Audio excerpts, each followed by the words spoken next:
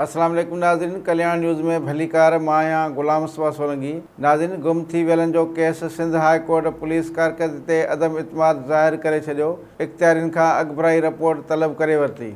Sindh high court गुम थी वियलनि जी बाज़ियाबी बाबति दरख़्वास्तुनि ते पुलिस कारकर्दगी ते अदम इतमाद जो इज़हार कंदे इख़्तियारियुनि खां अॻिभराई रिपोर्ट तलब करे वरिती आहे। सिंध हाई कोर्ट में जस्टिस नअमतुल्लाह फुलेपोटो जी सरबराही में ॿ-रुकनी बेंच जे आॾो गुम थी वियल माण्हुनि जी बाज़ियाबी बाबति दरख़्वास्तुनि ते ॿुधणी थी, जंहिंमें गुम थी वियल शख़्स जे घर भातियुनि चयो त कामरान 2016 खां गुम आहे।